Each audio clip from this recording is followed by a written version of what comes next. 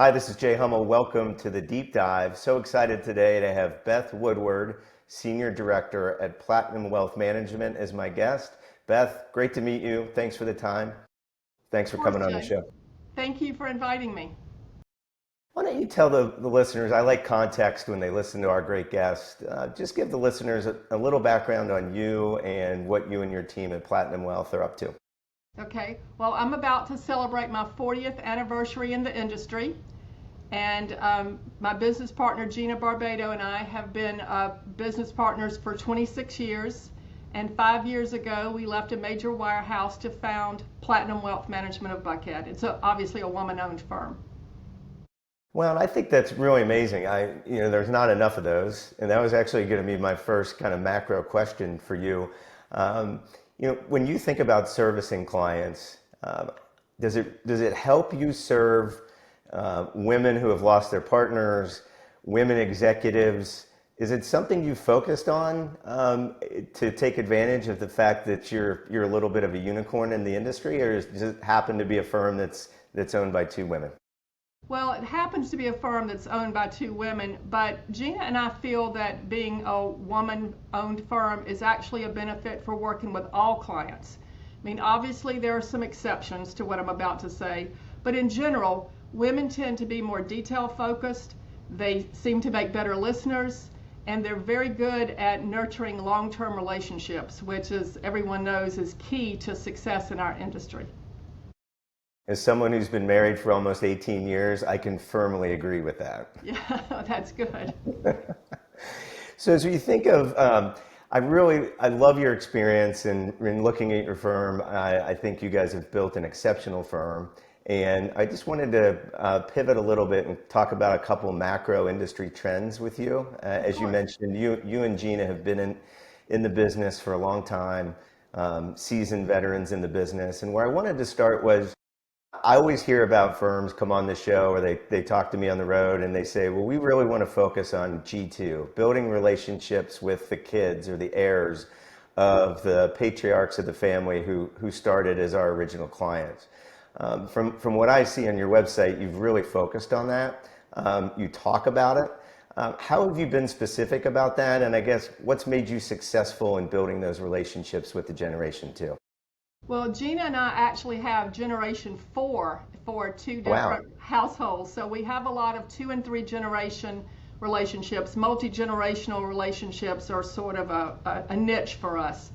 And I think it goes back to what I mentioned earlier. Women seem to be very good at developing long-term relationships. So by the time the first generation ages or becomes incapacitated or passes away, we're not new to the family. They already know us, and in a lot of cases, they already have relationships with us. And it goes back to listening. When we meet people, we ask about their family.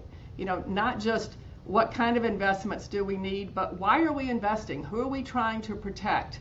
We host social events during the year where people are welcome to bring family members, whether that family member's our client or not, because they enjoy spending time with their families. And so that's how we get to know them. Is happy to help children and grandchildren explore their 401k with their first job, talk to them about the importance of planning. So then it becomes a natural progression when there's a need and they would like to have an investment account. And that's great. I think too many advisors tell clients what they should do instead of listening first and recommending things second. And I think that's a huge strength that it sounds like your firm has.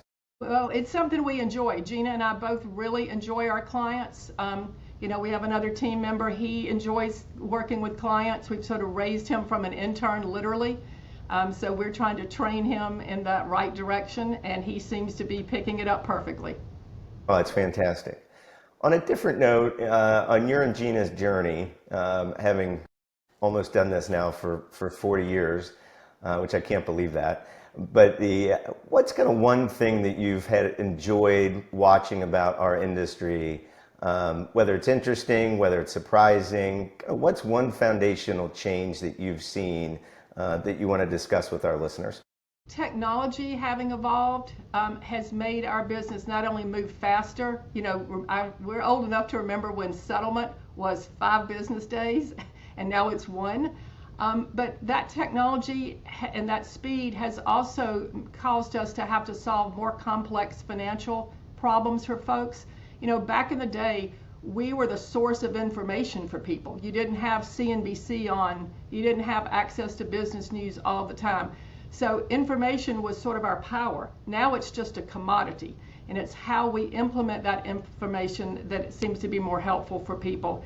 So I think that there are more sophisticated problems that we're being asked to solve, and there's more sophisticated solutions for those problems, and I think that's exciting. Do you think people's financial lives today are more complex, less complex, equally as complex as, let's just pick a date, 20 years ago? I think they're more complex because there are more choices to be made. People are living longer, so there are other issues that you have to solve for, long-term care. People are living longer in retirement, so those retirement dollars have to last longer. So from our perspective, it's become more complex. You And I have would agree with that blended because it's families also that have to be accounted for. yeah, and you used to not have as much optionality, to your point. I That's mean, true. there's a benefit to having choice, and there's Yes. also a negative to having too many choices. And I think people are bombarded with information overload and optionality overload. And I still believe that's one of the biggest things great advisors like your team do for clients is they run out the noise. And They that's, do a good job again. clients are busy. They're busy doing what it is that made them successful enough to need an advisor to begin with.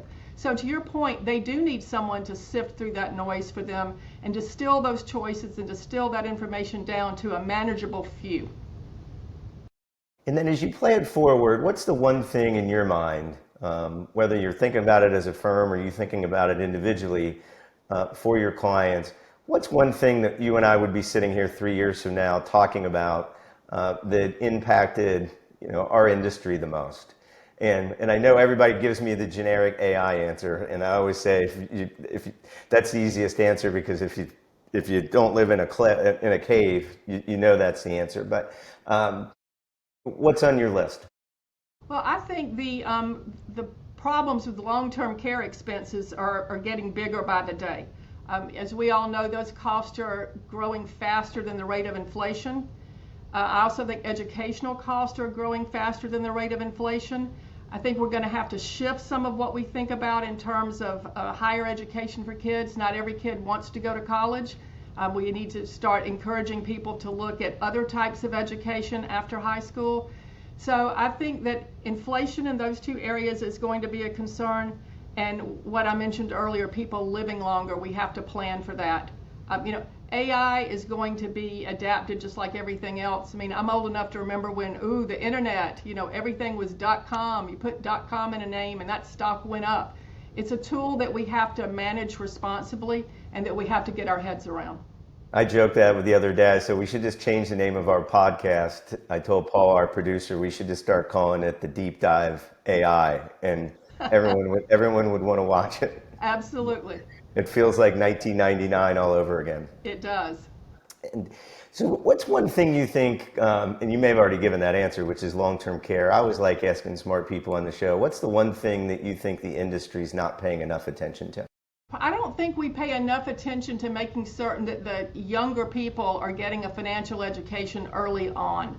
I think that we need to start teaching financial literacy at an earlier age. If it's not feasible to do it in high school or college, then I think older family members need to sort of seek out people that can help the kids start to understand budgeting.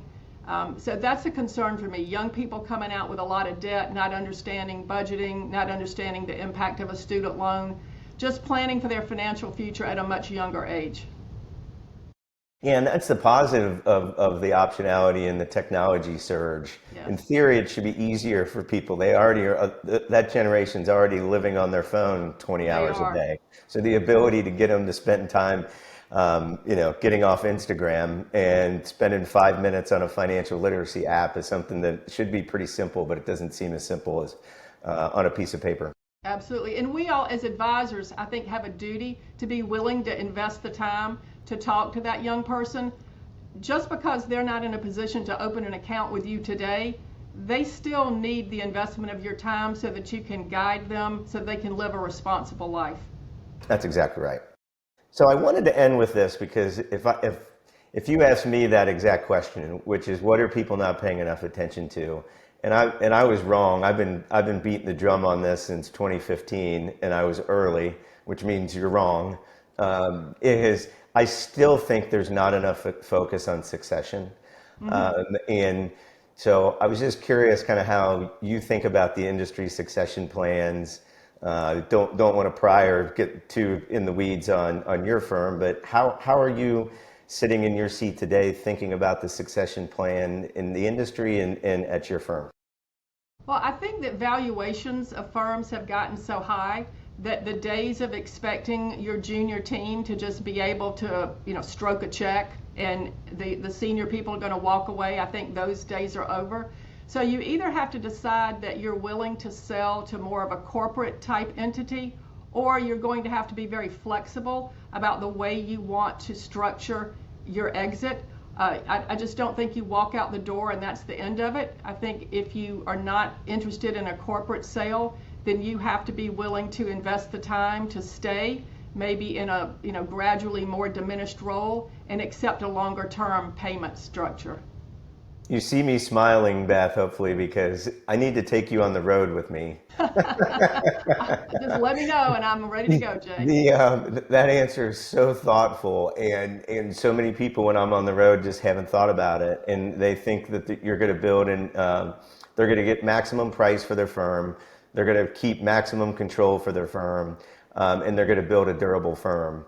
And those three things don't easily go hand in hand, and they almost aren't solvable. And fourth, they think they can walk out the door tomorrow. Well, Jay, I think you also have to ask yourself, why did you build the firm to begin with? Did you build the firm so that you could then cash out, if you will, and sell it? Or did you build a firm because you believe in long-term relationships and you want to make certain that even if you're not there, that those long-term relationships still flourish and that the client's being well taken care of? So I think advisors have to examine what was their motivation. And there's no right or wrong answer to that. You just have to be clear about what were you trying to accomplish to begin with. Amen. Amen. Beth, if somebody's watching this and wants to learn more about your firm and working with you in your firm, how do they reach you? They're welcome to come to our website. All of our contact information is there, Platinum Wealth Management of Buckhead. And we're happy to talk to anyone who has any question about working with us or how our practice runs. Well, Beth, this has been really refreshing. Again, I know you're busy. It's been a pleasure to meet you. Congrats on your success, and I can't thank you enough for coming on the show. Well, thank you, Jay. I appreciate you inviting me to be with you today. And I'll let you know next time I'm in Atlanta. Sounds good. All right. Well, thanks for listening today. We'll see you next time on The Deep Dive.